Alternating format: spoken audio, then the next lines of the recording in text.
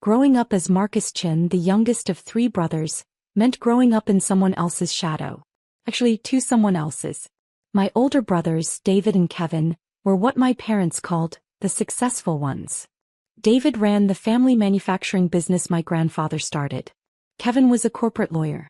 Both drove German luxury cars, lived in houses with circular driveways, and had wives who wore jewelry that required insurance riders. Then there was me, the one who never quite figured it out. I was 33 years old, worked as a freelance software developer, drove a 10-year-old Honda, and lived in a modest 2-bedroom condo in a neighborhood my mother described as up and coming, which meant not good enough. I dressed in jeans and hoodies, avoided fancy restaurants, and spent my weekends hiking or reading instead of networking at country clubs. My family had decided long ago that I was the poor one, the struggling one, the brother who needed pity and occasional helpful advice about getting a real career. What they didn't know was that I was worth $8.4 million. More importantly, what they really didn't know was that I owned 40% of the family business that kept David's lifestyle afloat. It started 11 years ago when I was 22 and fresh out of college with a computer science degree. The family business, Chin Manufacturing Industrial Parts Supplier, was on the verge of bankruptcy. My grandfather had died 2 years earlier, my father had retired early due to health issues, and David, who'd taken over at 28, was drowning. "We need capital," David told me over dinner one night. He looked exhausted, 10 years older than his 30 years. "The bank won't extend our line of credit. We're 3 months from shutting down. Dad's entire retirement fund is tied up in this company. If we go under, Mom and Dad lose everything." I'd been working freelance for a year by then, building websites and apps for small businesses. I'd also been doing something my family didn't know about: day trading and making cryptocurrency investments. I'd turned my $15,000 in college savings into $340,000 through careful, calculated risks and a lot of sleepless nights studying market patterns. "How much do you need?" I asked. $250,000 minimum. "But Marcus, I'm not asking you for money. I know you're just getting started. I'm just venting." I should have let it go. I should have said something sympathetic and moved on. Instead I said, "What if I invested?" David laughed. Not meanly but genuinely amused. "Mark, you're doing websites for dentists. That's great, but I have $340,000 in liquid assets. I'll give you $250,000 in exchange for equity." The laughter died. "You have what?" $340,000. Cryptocurrency and stock investments. I can have $250,000 wired by Monday." He stared at me like I'd grown a second head. "How?" "I'm good with numbers and patterns. It's basically what I do all day." I shrugged. "I'll invest $250,000. In exchange, I want 40% equity, a seat on the board, and final approval on any major business decisions." 40%? Mark, that's exactly what that much capital is worth when the company is 3 months from bankruptcy. The bank would charge you triple that in fees and interest if they'd even give you the loan, which they won't. David was quiet for a long time. "I need to talk to Dad." 3 days later, I met with David and my father at a lawyer's office. My father looked at me the entire time like he didn't recognize me. "Marcus," he said slowly, "where did you get $300,000? "I earned it. Trading, investments, freelance work." "You're 22. "Yes. And you're offering to save the family business." "I'm offering to invest in a company I believe has potential if managed correctly." My father's face did something complicated. Pride, confusion, resentment that his youngest son, the one he'd written off, had more capital than his oldest son's company. We signed the papers. I wired $250,000. And I became a 40% owner of Chin Manufacturing, though we agreed to keep it quiet. "No need to complicate family dynamics," my father said, which I understood to mean, no need to embarrass David. I was fine with that. I didn't need credit. I needed ROI. Over the next 11 years, I turned that investment into something extraordinary. I restructured Chin Manufacturing's supply chain, cutting costs by 34%. I built them a proprietary inventory management system that I licensed back to them for $1 per year. I introduced them to 3 major clients through my growing network in tech. I pushed them to diversify their product line and expand into sustainable manufacturing, which became their most profitable division. The company went from nearly bankrupt to generating $12 million in annual revenue. My 40% stake was now worth $4.8 million on paper, but more in practical terms because I also took quarterly dividend payments that totaled another $2.1 million over the years.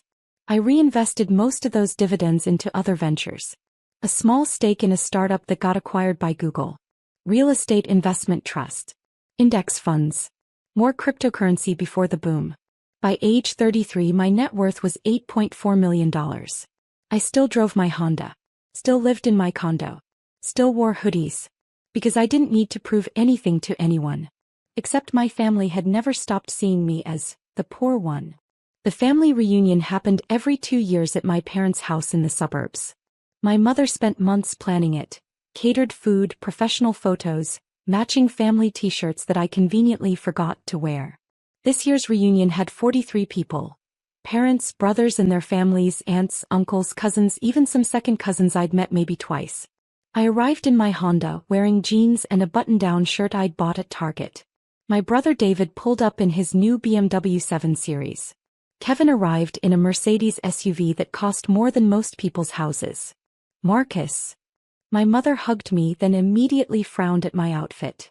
Sweetheart, didn't you get the email about business casual? This is business casual. Well, you look nice anyway. The tone said I didn't, but she was being polite. My father clapped me on the shoulder. Good to see you, son. How's the computer thing going? Good. Busy. Still doing the freelance work? Among other things. That's good, that's good. Flexible hours, right? That's important when you're still building up savings. I was about to respond when David walked over with his wife, Jennifer, who was wearing what I recognized as a Chanel suit. I knew because I'd helped finance the company expansion that gave David the bonus he'd probably used to buy it. Mark. David hugged me.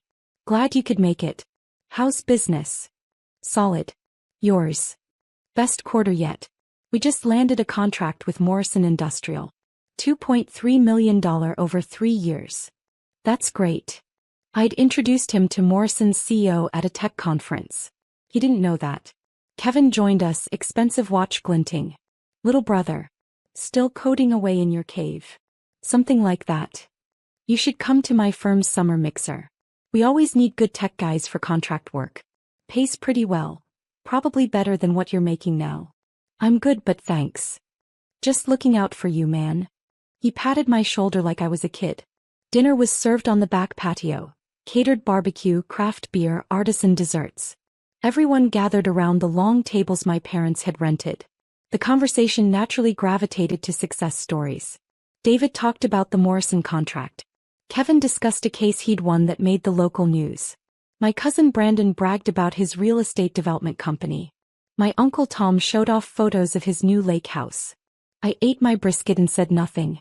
And Marcus, my Aunt Linda said with that careful, pitying tone, how are things with you? Still doing the website design.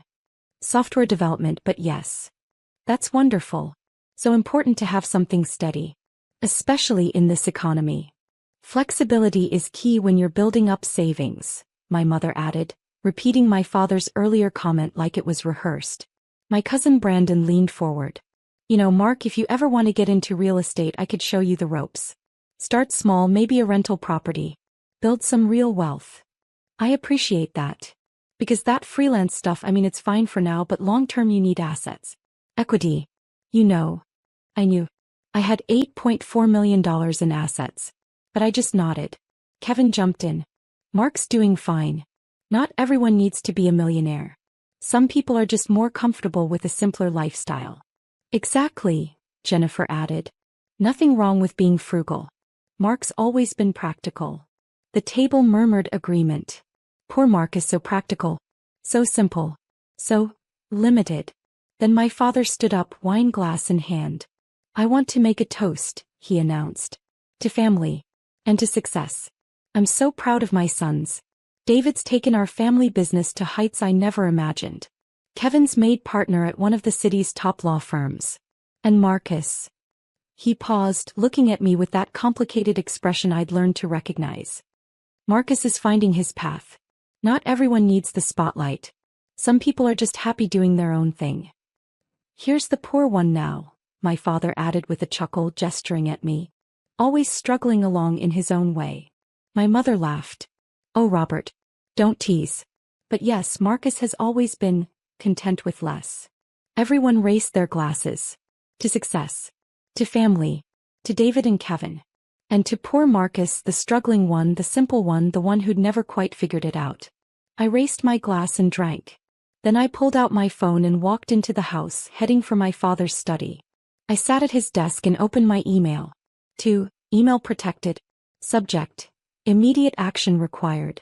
Message. Sarah, please initiate withdrawal of all my investments from Chin Manufacturing effective immediately. Execute the buyback clause in the original contract. They have 90 days to purchase my 40% stake at current market valuation or face forced liquidation proceedings. Send all documentation to the family by end of business Monday.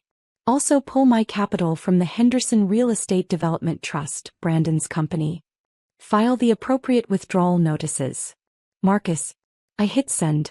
Then I opened my financial management app and began the process of withdrawing my angel investments from 3 other family-adjacent ventures. My cousin's restaurant. My uncle's consulting firm. My brother Kevin's sure thing tech startup that I'd funded with $200,000 2 years ago. I'd been the silent money behind half the success stories being celebrated on that patio. Not anymore. I walked back outside just as dessert was being served. My phone buzzed. Sarah, my accountant, responding, confirming all withdrawal instructions received. Chin Manufacturing notification will be sent Monday 9 a.m. Current market valuation of your 40% stake. $4.8 million.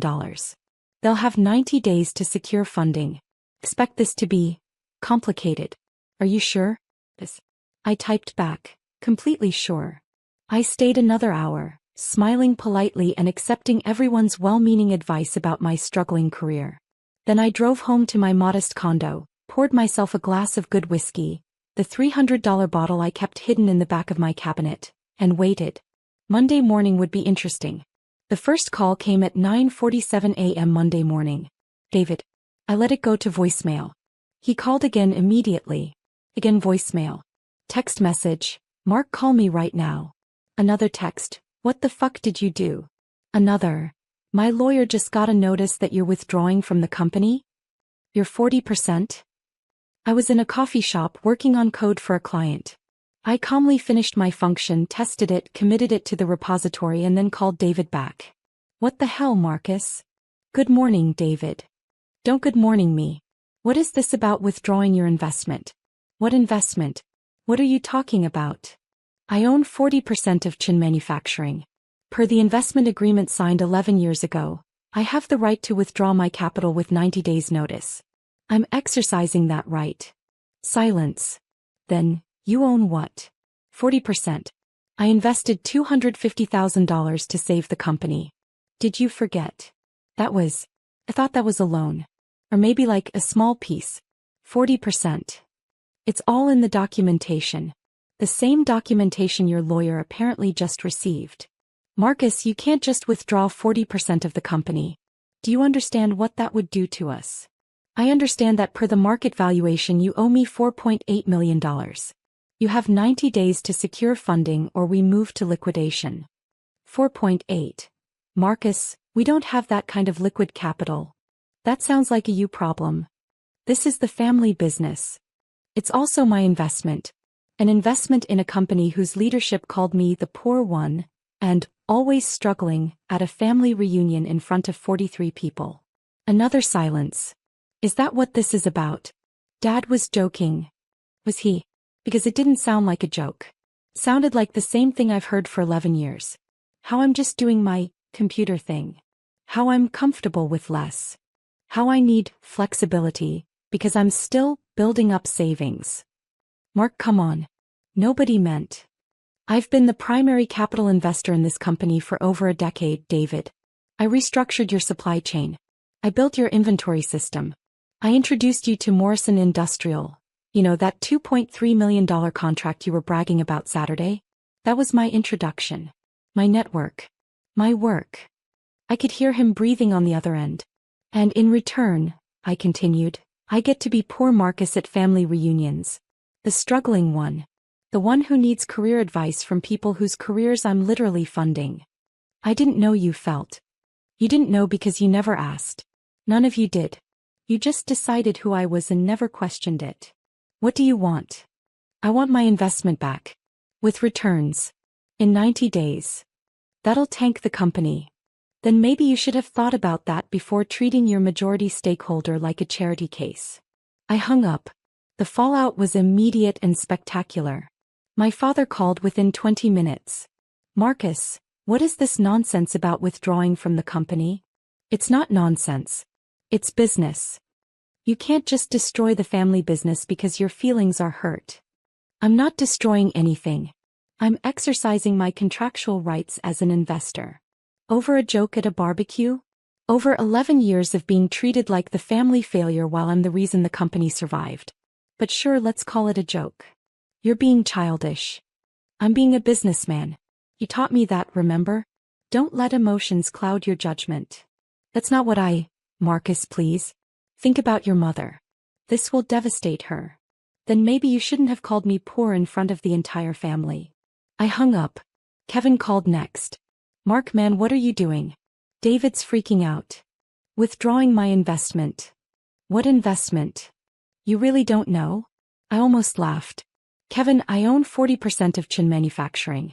I'm also the angel investor who gave you $200,000 for your tech startup. And I'm pulling that too.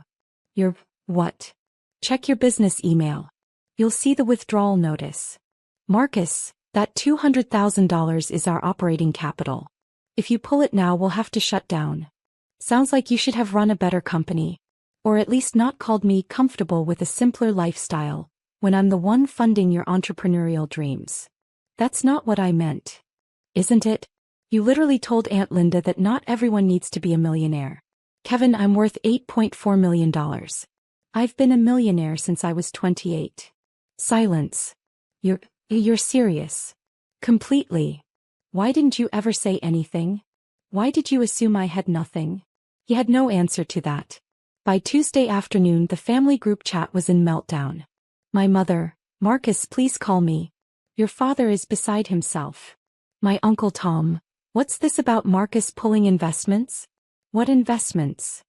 My cousin Brandon, wait, Marcus invested in my real estate trust? Since when? David, since 3 years ago. $300,000. And yes, he's withdrawing that too. Brandon, what? My Aunt Linda, I'm so confused. How does Marcus have this kind of money? Kevin, apparently he's been quietly funding half the family's businesses for years. While we all thought he was struggling. My mother, that can't be right. Marcus lives in that little condo. Kevin, Mom, he's worth over $8 million. The chat went silent for a full minute. Then my father, this is a private family matter. We'll discuss it in person. Marcus, I expect you at the house Thursday evening. I muted the group chat. Wednesday brought my favorite call. Jennifer, David's wife. Marcus, hi. This is Jennifer. We need to talk. I don't think we do. Please. Just hear me out. This withdrawal is going to ruin us. David's been up for 3 nights trying to figure out how to come up with almost $5 million. The bank won't loan us that much. We might have to sell the house. That's unfortunate. Marcus, please. I know we haven't always been close. But this affects your niece and nephew too. They're in private school. David's promised them a trip to Disney next month. If we have to liquidate. Jennifer, I've been funding David's lifestyle for 11 years. I'm not responsible for the fact that he spent his money on BMWs and Chanel suits instead of building capital reserves. That's not fair. What's not fair is working my ass off, building multiple successful ventures, and having my family treat me like I'm one bad month away from homelessness. What's not fair is being called the poor one by people who owe their entire lifestyle to my money. We didn't know. And that's the problem. You never asked. None of you did. You just assumed. If we had known. If you had known what? You would have been nicer? You would have respected me? Sorry, Jennifer, but respect that only comes after you find out someone has money isn't respect. It's ass-kissing. She was quiet for a moment. So this is just revenge? No. This is me refusing to fund people who fundamentally disrespect me. There's a difference. Thursday evening I drove to my parents' house. My brothers were already there, both looking like they'd aged 5 years in 4 days. My father sat at the head of the dining room table like a judge. My mother wrung her hands. David looked exhausted. Kevin looked angry. "Sit," my father said. I sat. "Explain yourself." I exercised my right to withdraw my investments from family ventures. What's to explain? Why now? After all these years. Because after all these years, I'm tired of being treated like the family charity case when I'm the one keeping half of you afloat. David leaned forward. "Mark, I had no idea you felt this way. If I'd known, you would have what? Treated me differently? Respected my contributions? Why does it take a crisis for you to see me as a person instead of a punchline?" "That's not fair," my mother said. "We love you. You love poor Marcus. Struggling Marcus. Simple Marcus who's content with less. But the Marcus who's actually successful? Who's actually wealthy? You don't even know him because you never bothered to look." "We asked about your work," my mother protested. "You asked how my computer thing was going. You asked if I was building up savings. You offered me career advice and job leads like I was barely making rent. Mom, I'm worth more than David and Kevin combined." My father's face reddened. "If you're so successful, why do you dress like a college student? Why do you drive that junker? Why do you live in that tiny condo?" "Because I don't need to prove anything to anyone. Because I'm comfortable. Because I'd rather invest my money than waste it on status symbols. But apparently that means I'm poor in your eyes." "You intentionally misled us," Kevin said. I laughed. "I misled you? How? By not driving a Mercedes? By not bragging at family reunions? You all just assumed I was struggling because I didn't perform wealth the way you think it should be performed. So this is about ego," my father said. "No. This is about respect. About being tired of silent investments and silent contributions while you all take credit and pat me on the head like I'm the family failure." David rubbed his face. "Hey, you're right. We took you for granted. We made assumptions. We were wrong. I'm sorry. Genuinely sorry. But Marcus, if you pull this investment, it doesn't just hurt me. It hurts our employees. It hurts the company grandfather built. It hurts Mom and Dad's legacy.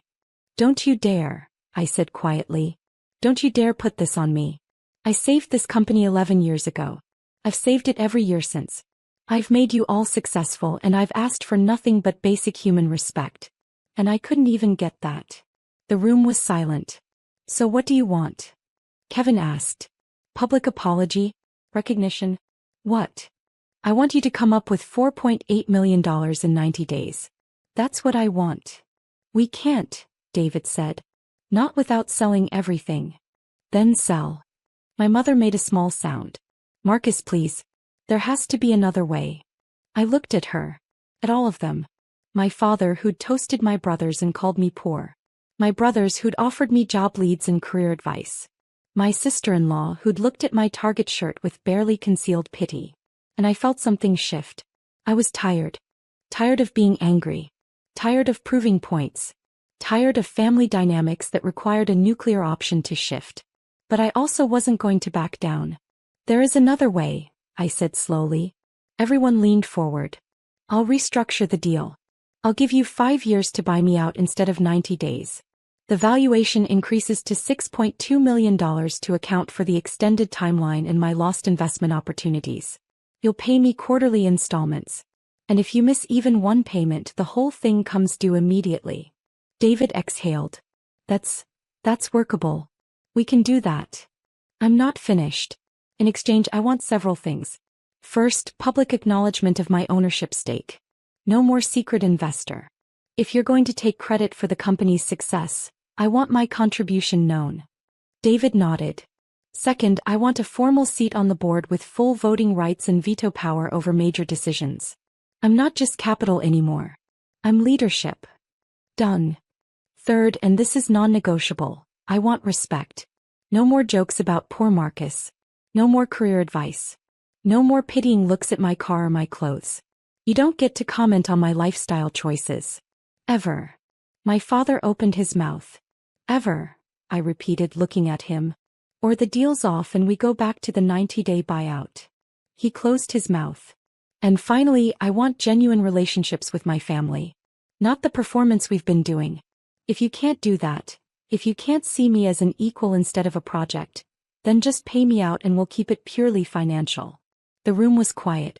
My mother spoke first, her voice small. I had no idea you felt so invisible. I know, Mom. That's the problem. I'm sorry. Tears spilled down her cheeks. I'm so sorry, sweetheart. You're right. We made you invisible because it was easier than seeing how wrong we were. David stood up and walked around the table. He held out his hand. Partners, he asked. Real partners. I looked at his hand for a long moment. Then I stood and shook it. Partners. The next family reunion was different. I still drove my Honda. Still wore jeans. Still lived in my modest condo. But when I arrived, David introduced me to his business associates as Marcus Chin, my business partner and the financial genius behind our success. When my cousin asked about my work, Kevin jumped in with, Mark's a software developer and investor. He's built an incredible portfolio. You should hear some of his strategies. When dinner conversation turned to success stories, my father raised his glass and said, to my sons. All three of them. David's leadership, Kevin's legal mind and Marcus's financial brilliance. Together they're unstoppable.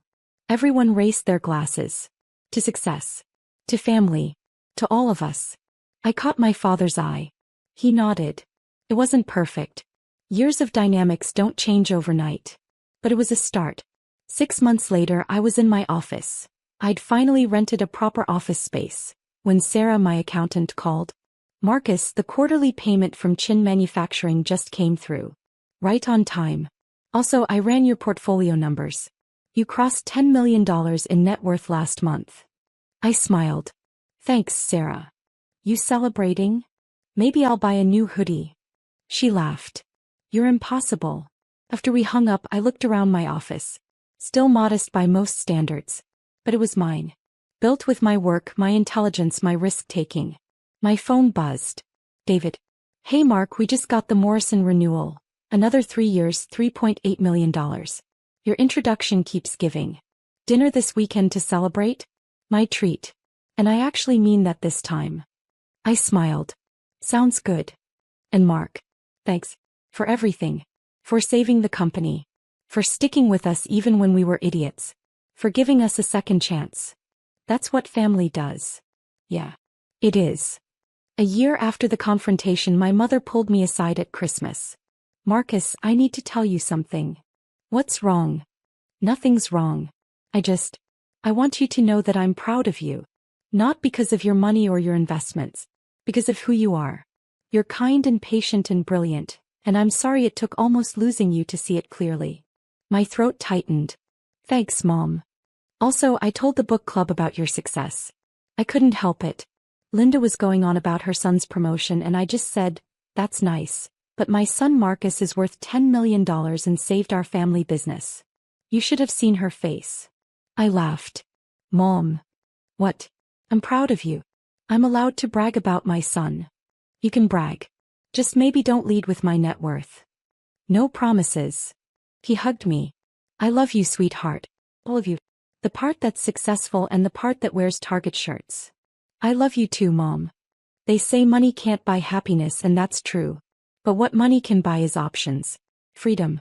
The ability to walk away from people who don't value you. The power to demand respect instead of begging for it. I'm Marcus Chin. I'm 34 years old. I'm worth $10.3 million. I drive a Honda. I live in a modest condo. I wear hoodies. And I'm not the poor one. I never was. I was just the only one smart enough to understand that real wealth isn't about the car you drive or the clothes you wear. It's about the choices you can make when people finally see you clearly. And the grace you show when you decide to give them another chance.